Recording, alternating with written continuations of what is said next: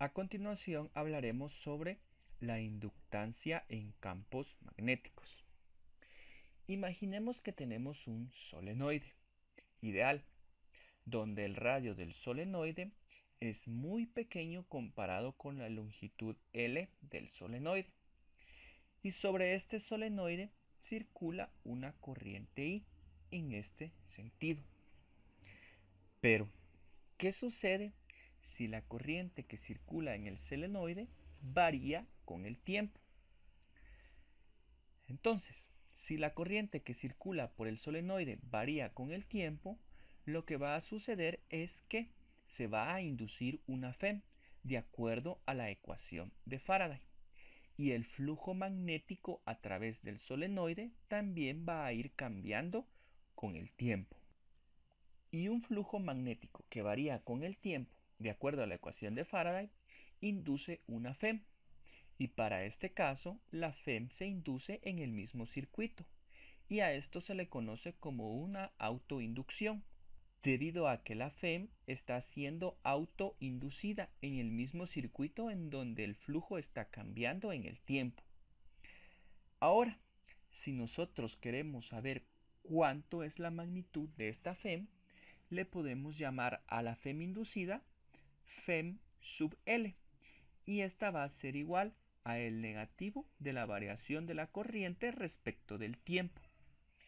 Pero acá nos hace falta una constante de proporcionalidad, y a esa constante de proporcionalidad la vamos a definir con la letra L, y es lo que se conoce como inductancia.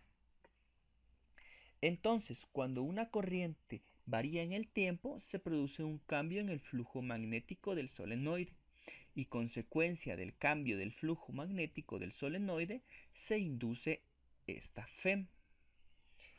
L es una característica propia, en este caso del solenoide, y solo depende de las características físicas del solenoide.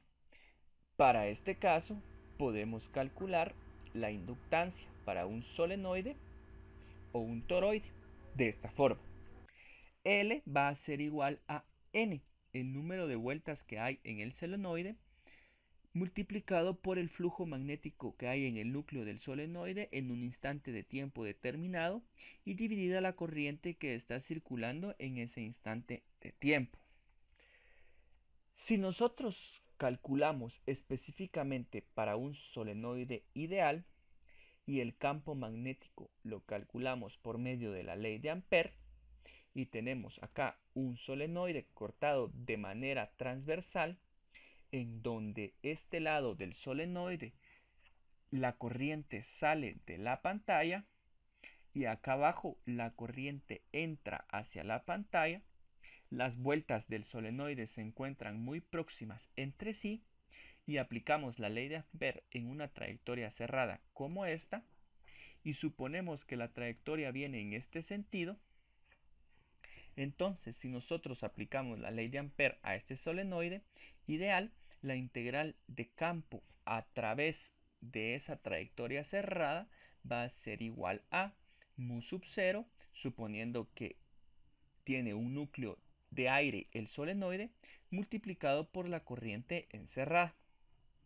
Entonces, para un solenoide, el campo magnético va a ser igual a mu sub 0. Tenemos el número de vueltas del solenoide por la corriente que está siendo transportada por el solenoide.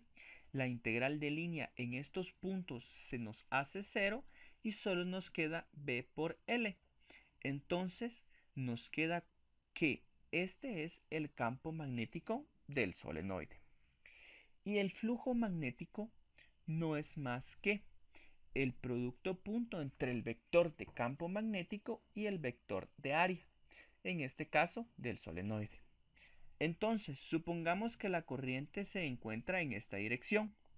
El campo magnético va a estar, al rotar nuestra imagen del solenoide de esta manera, el campo magnético va a estar saliente de la pantalla.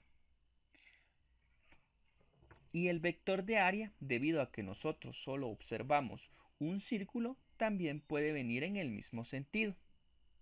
Vamos a tener un campo saliente de la pantalla y que solo va a existir dentro del solenoide, y vamos a tener un vector de área que también va a ser saliente de la pantalla.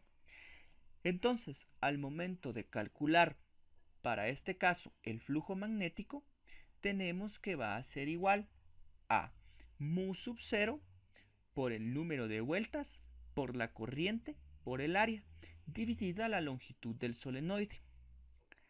Al momento de sustituir la ecuación de flujo magnético en la ecuación de inductancia de un solenoide, la inductancia de un solenoide va a ser igual a N, y en lugar del flujo magnético tenemos a mu sub 0 por el número de vueltas por la corriente por el área dividido la longitud del solenoide. Simplificando la ecuación tenemos que la inductancia va a estar dada directamente en términos de las características físicas del solenoide, y la inductancia va a ser igual a mu sub 0, que esto está relacionado con el material del núcleo. Para este caso es aire, por el número de vueltas al cuadrado por el área, dividida la longitud del solenoide. Y esta es la inductancia de un solenoide.